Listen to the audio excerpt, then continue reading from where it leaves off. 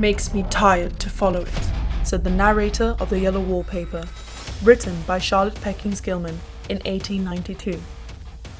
I start, I walk slowly, and the pattern strangles me. That pattern of rest denied, of domestic walls closing in, echoes forward through time. In 1970s, second-wave feminists turned their lenses inward. Chantal Akerman held a shot until it ached. Agnes Varda filmed crumbs, corners, gestures too small to matter, until they did. Their work wasn't about domesticity, it was about containment. Repetition wasn't rhythm, it was erosion. Like Gilman's wallpaper, the domestic set was a trap. But if you looked closely, it also revealed the path women were forced to walk. That women have a fundamental right to control their own bodies, to control their own lives. And still, the male gaze turned back. Feminists were told that they had gone too far, too loud, too angry, too ambitious. The media reshaped their image as unfeminine and simply too much. We should have the right to choose. We should be mad. Are you mad? The voices broke apart only to rise louder in riot girl manifestos, in zins passed hand to hand, in personal stories scribbled, stapled, and screamed. Soon, screens multiplied. A bedroom webcam became a stage, a blog post, a protest. Feminism went viral, and then went vague, until a whisper could ripple into a new wave. The camera didn't turn off, it just learned to sell stillness. Once we have internalized capitalism and are deep into the cycle of brainwashing, we don't want to rest. We don't know how to rest, and we don't make space for others to rest. In 2021, Twitch streamer Amaranth earned thousands of viewers each night by streaming herself sleeping. No dialogue, no interaction, just a body under surveillance, passive, available, and monetized. Even rest became a spectacle, and unconsciousness became a performance. In parallel, a new society of female influencers is emerging. They practice the pause and want to share it. The manifesto says too, claim your rights to rest anywhere, anytime, ditch the guilt, say no without apology. Rest is resistance. Rest together. Create your space. A mattress in a stairwell, a pillow in a parking lot. Document your rest. Make the pause visible. At first, the idea was pure. If people stopped producing, the factories would sleep. The sky might clear. Rest, said Tricia Hersey, is resistance. A rebellion against white supremacy, grind culture, and inherited exhaustion. Rest claimed the body, not through motion, but through stillness made visible. And I said, let the chips fall where they may. I'll leap without a net. I'll trust my body, trust my ancestors, trust the Creator, and trust my community more than I trust these trashy systems. And I just began laying down.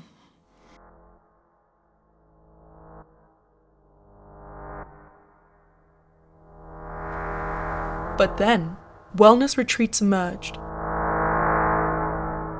Apps began tracking the pause.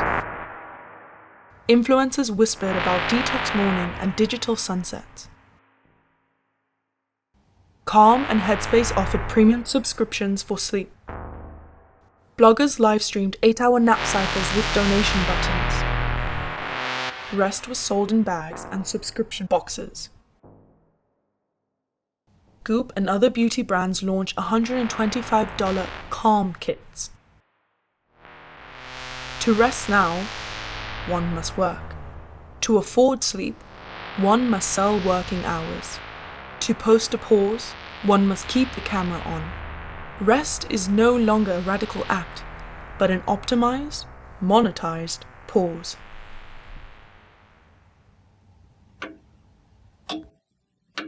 The domestic space is mapped like battlefields.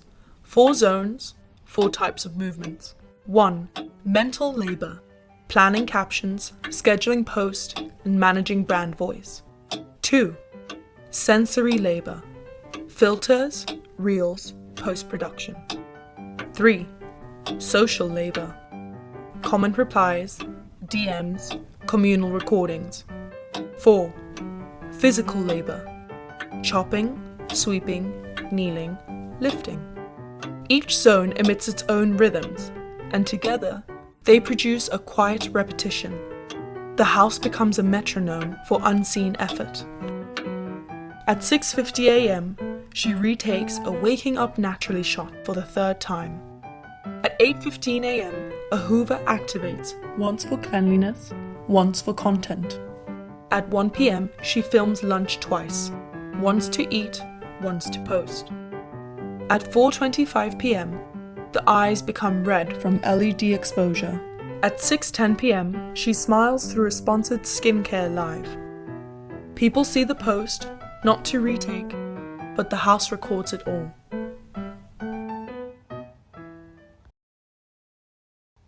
The work builds. It accumulates across hours, physical, mental, sensory, social. Small repetitions, micro decisions, and constant visibility. There is no natural pause. So the community intervenes. Inflatables are introduced, not randomly, but precisely, at the moment of assumed overload and exhaustion. They are soft mechanisms of interruption, not tools of escape, but tools of containment. They rise from beneath the set, tucked behind an ironing board, from inside a washing machine, from the cracks between tiles. These interventions mimic the rest of resistance movement, a much-needed break from domestic labor. Air moves, surface shifts. A wall swells open, a chair tilts back. Here, rest is not granted, it is produced. To inflate is to create a new space, a room within a room, a shelter for pause shaped by assumed urgency, but always sized for framing. The inflatables adapt, small enough for a solo stream in a bathroom, large enough for a woman to recline across an inflated countertop. They are meant to guide an interaction. If one body pauses, the others must too.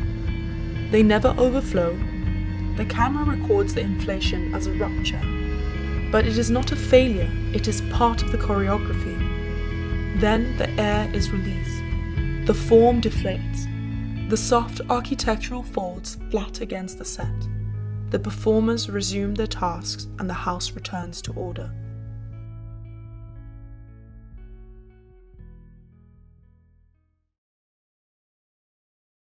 The set no longer needs walls. It doesn't belong to a room. It migrates. Elastic, portable, optimized for visibility. It can emerge inside a closet, down a stairwell, along the yellow line of a tube platform.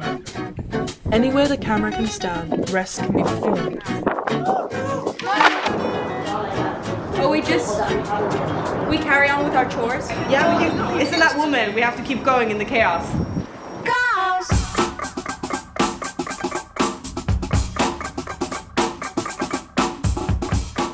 Now, the domestic is no longer fixed. It can be mobile. A kitchen can be packed, unpacked, and streamed from a van. This deployable architecture allows for the footage from the scene to be promoted with greater success.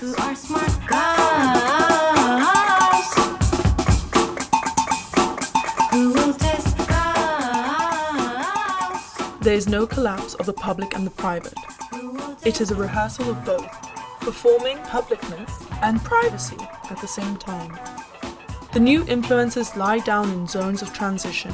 They film themselves pausing in views of strangers.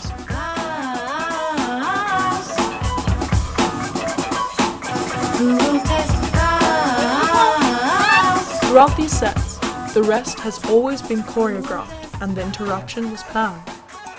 But what if the system overreached? The inflatable didn't stop. The set distorted, the frame failed, and nothing could be seen on the screen. Not because rest was granted, but because the frame broke trying to contain it.